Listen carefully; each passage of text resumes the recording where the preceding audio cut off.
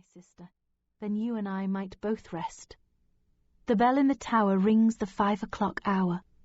I would love to stay with you past the twilight time. I remember that you do not like to be left alone in the dark, but I must go dress for yet another of King Louis's balls, where we shall all convene in the very rooms where you once lived. Adieu, my love. Remember how we hated to speak the French language? One must speak it all the time now. The bells have stopped chiming, and Isabella imagines that her attendants grow impatient with the visit. Still, she finds that she does not wish to leave. She stands, caressing Beatrice's peaceful visage one more time, touching her stony locks and nestling a warm cheek against her sister's cold, chiselled one.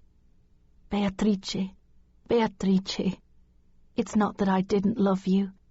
You were like the swans in your pond, born awkward and ugly, maturing into beauty, bringing magic into the world and singing at the hour of your death. You mythical creature, who on earth or above could not have loved you. It's just that for so long I imagined that you had stolen my destiny, when all the while, unbeknownst to us, you were preserving it for me. In the year 1489, in the city of Ferrara. She grew up in a land of fairy tales and miracles. That is what Isabella is explaining to Francesco as they ride through Ferrara's streets. It is Christmas time, and though there is no snow on the dry stone road, the horses shoot clouds of steam into the frigid air through their nostrils. This is the first time she has been allowed to escort her fiancé through the city on one of his visits. Francesco Gonzaga, future Marquis of Mantua, has come to Ferrara to romance his soon-to-be bride and to enjoy the city's many Christmas pageants ordered by Isabella's father, Duke Ercole d'Este, a great patron of the theatre. Isabella believes that the more she tells Francesco of Ferrara's secrets and wonders, and the more she shows him of her father's spectacular building projects and improvements, the more he will realize her value. In this very church, Isabella says, pointing to St. Mary's of the Ford, almost 200 years ago on Easter Sunday, the priest broke the Eucharist in two, and flesh and blood came spraying forth, covering the walls of the church and splattering the entire flock. The parishioners watched in awe, Isabella says, eyes wide with drama. The Bishop of Ferrara and the Archbishop of Ravenna came to see it. They instantly recognized it as the body and blood of Christ and declared it a true miracle of the Eucharist. Francesco solemnly makes the sign of the cross as they ride past the church, but his eyebrows arch skeptically, making him look entirely out of step with the act. Beatrice trots ahead of the pair of lovers, her long braids swinging in saucy rhythm with the horse's mane, as uninterested as her steed in their conversation. "Isn't that right, Beatrice?" Isabella asks her sister for confirmation of her story, hoping that the odd girl does not say anything to contradict her.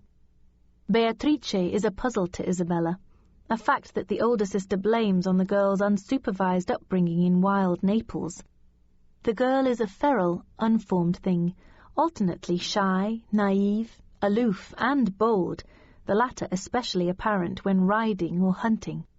How such a small 14-year-old girl, who is not particularly courageous outside of these activities, excels at all manly sport is a mystery to Isabella.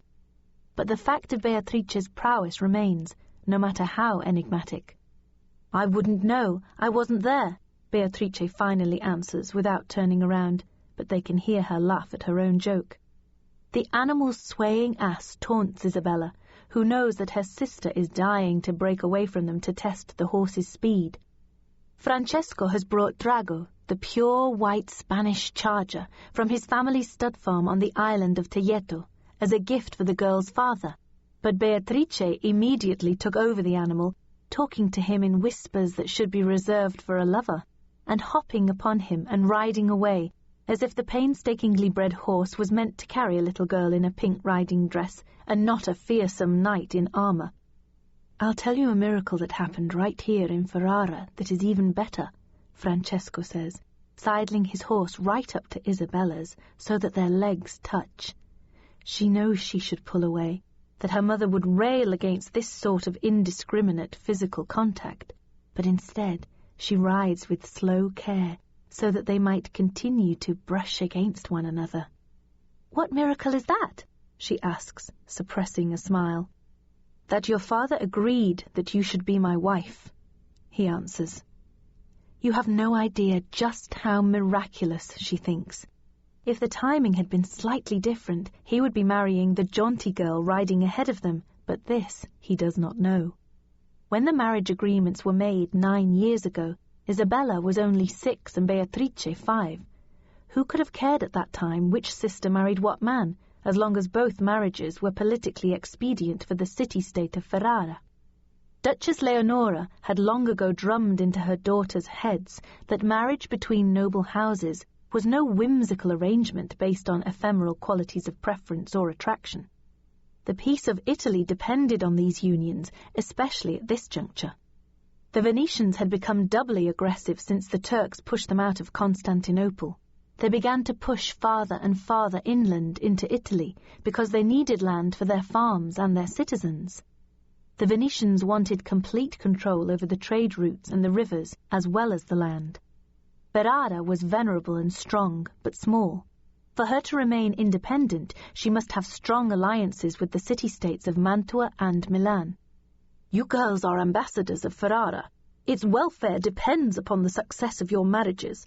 Therefore, you must do nothing, to endanger these alliances.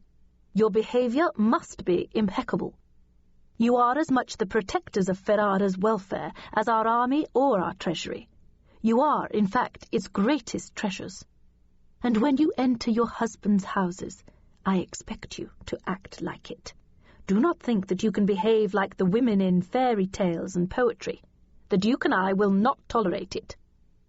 Looking at Francesco now, Isabella thinks that she must be the most fortunate of women. Her fiancé is not handsome, but has a rugged quality that gives an ugly man appeal. Already 23, he will never be tall, and his eyes bulge, a condition that she knows will worsen over time because she has seen old men with this affliction, and they look like reptiles. Yet he is as solidly built as any man alive, and his courtly manners contrast so thrillingly with the wicked look in his protruding brown eyes. Besides being from one of the oldest noble families in Italy, he already is considered a brilliant student of warfare, destined for an illustrious career in the military arts. Isabella feels that Francesco is the perfect man to help her realize her destiny, which is to have a powerful husband and reign with him over a great and enlightened realm. Beatrice, riding 3 lengths in front of them, begins to pick up speed. She turns her head to the side, giving the lovers a sprightly profile before dashing off with the horse. "We had better follow her," Francesco says, a look of grave concern coming over his face. "That will not be easy," Isabella replies. Isabella does not like to see any interest in her sister from her betrothed, though she cannot imagine why. With her exceptional qualities, she should not worry one bit, but worry she does. Francesco is from a family famous for breeding horses. Nothing arouses the passions of the Gonzagas of Mantua like a great horse, or a rider who can handle one. Beatrice looks back one more time before guiding Drago through one of the city's grand arched portals to a road where she can ride faster. Francesco takes up the challenge and speeds after her on his dark stallion. Isabella follows, but at a slower pace. It would be extremely unladylike for her to compete with her boyish sister in this game for Francesco's attention. If one is to look upon the 2 sisters objectively, as Isabella prays Francesco does, one has to observe Isabella's advantages. Isabella has spent all her life at her distinguished mother's knee, while Beatrice, from the ages of 2 to 10, was left behind at the court of Naples all the way on the other side of Italy, as a peace offering to their grandfather, King Ferrante, whom everyone feared and hated, but who had taken an instant liking to Beatrice. Isabella reads Latin impeccably and can recite Virgil's eclogues to the satisfaction of her tutors and her father's eminent guests.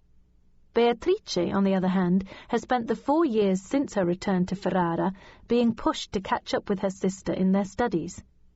Isabella plays musical instruments and sings like an angel. Beatrice loves music, but must be sung too. Isabella has studied rhetoric and mathematics, and can take either side in an argument over at least one Platonic dialogue. Beatrice enjoys